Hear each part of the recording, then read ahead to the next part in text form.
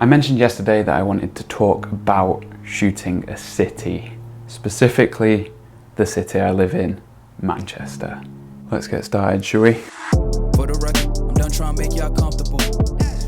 For the record, you ain't trying to grow them stuff. I'm by no way an expert in this kind of photography, so I thought I'd take to Instagram and have a look at some of the people that I think do it amazingly. So what I've done is I've picked 3 accounts that I think do each of these tips really, really well. The first one is MK0000. I'm going to say it like that because how else do you say it?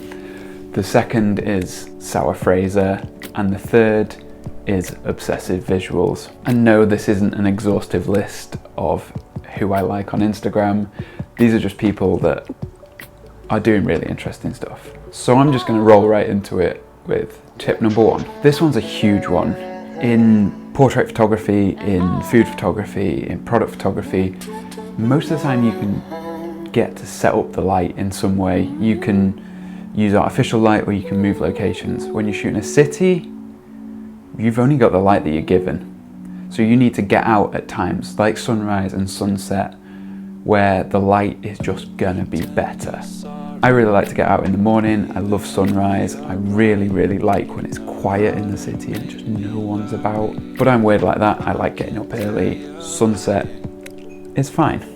So when you shoot at sunset or sunrise, what you get is you get better direction on your light, you get a better colour to your light, and you get an overall better sort of quality to it. In the city, because you've got these tall buildings, lots of straight lines, the light just cuts these little slithers, these little highlights that you can use to frame a subject.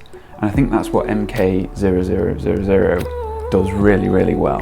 It uses these lights to focus in on things and to draw your attention to it.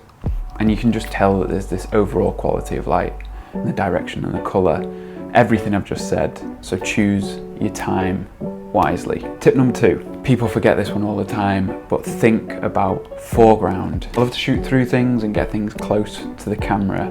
If you're using a lens that gives you a shallow depth of field, this is even better. You can use this to frame your subject or even just add a little bit more interest into the image. Sourfraser does a great job of this, using railings and sunglasses to just add extra focus to these images. And I really like to find things that exist in the environment, like these railings, to frame the principal hotel. Tip number 3, develop a style. With so many other people out there shooting exactly the same things, it's really important to set yourself apart from them. It's not just as simple as getting out there now. You need to shoot.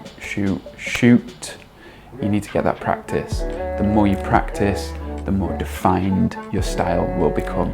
I think a great example of this, someone who stands out so much because of their style, that just goes way away from what everyone else is doing, is obsessivevisuals.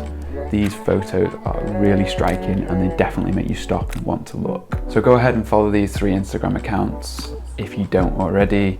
Maybe give me a follow while you're at it if you like. But most importantly, just get out there and start shooting. That's it from me for another day. I'll see you in the next video.